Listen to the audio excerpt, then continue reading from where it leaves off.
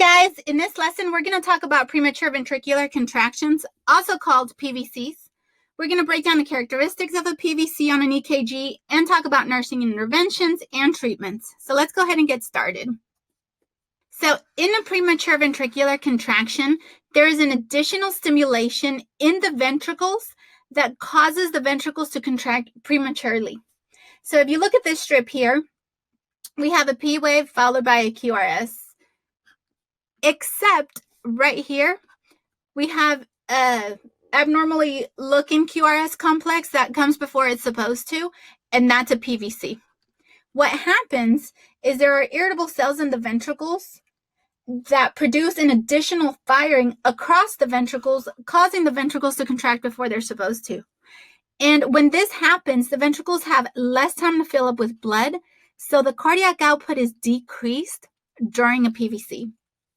And the complex is usually wider looking because whenever let's say this cell decides to act up, it sends a signal across the right atria, so the right atria contract. And then, the right ventricle, so the right ventricle contracts. And then it goes to the left ventricle, so the left ventricle contracts. In a normal looking QRS complex, both ventricles contract at the same time. So here, during this PVC, because it's going across, it takes longer, so the QRS complex is wider. So most people that come in with PVCs, their presentations are a skipped heartbeat and pounding heartbeat, and this depends on how frequently the PVCs are occurring. The nursing interventions for PVCs are to determine the underlying rhythm. You got to know what's going on, and you got to find out the frequency of the PVCs. How often are they occurring? Because if it's just every now and then, it's okay. We can just continue to monitor patients.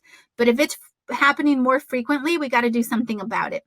Now, if you've ever heard the term patients having bigeminy, what this means is that they are having a PVC every other beat. So if you look here, this is a normal QRS complex and then PVC. Normal, PVC, normal, PVC. So if it's every other beat, it's bigeminy. Every third beat would be considered trigeminy. So we would have two normal QRS complex and then a PVC that would be called trigeminy. So again, always know how frequent the PVCs are occurring because that can actually predispose a person to going into VTAC, and you got to prevent that from happening. So let's go ahead and talk about how to treat PVCs. So the therapeutic management for PVCs are to determine the cause. Just like in PACs, caffeine can cause it. Electrolytes imbalance can cause it, especially potassium and magnesium. Hypoxia, some medications can cause it, and an MI. So always find out what is going on so you can hopefully determine the cause and treat it. Now, because PVCs are common and a lot of people have them, a lot of people are asymptomatic. If they're occurring infrequently, they're just not, they're just every now and then, that's okay. We continue to monitor people. Now, when they become symptomatic, it's usually because the PVCs are occurring frequently. They may be in bigeminy. We got to do some medications like antiarrhythmics or some beta blockers and calcium channel blockers.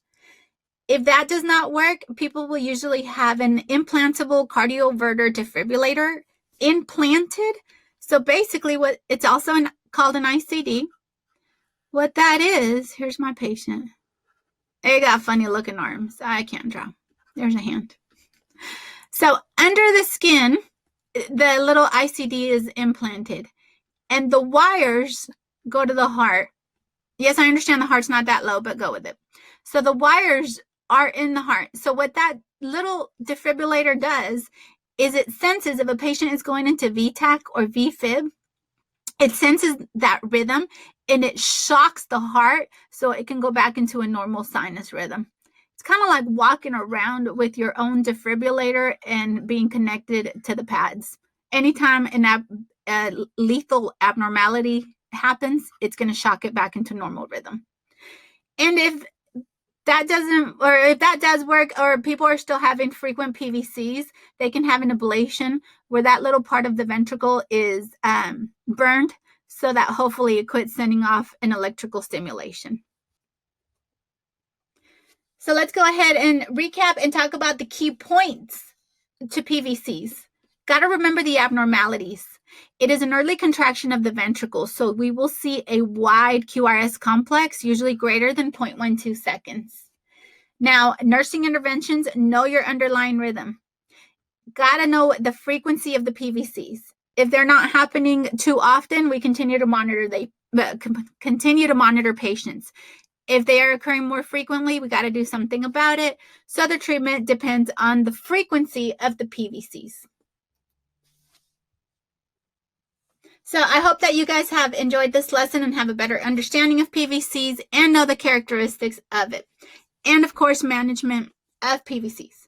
Make sure that you check out all of the resources that are attached to this lesson, and make sure that you guys go out and be your best selves today. And as always, happy nursing.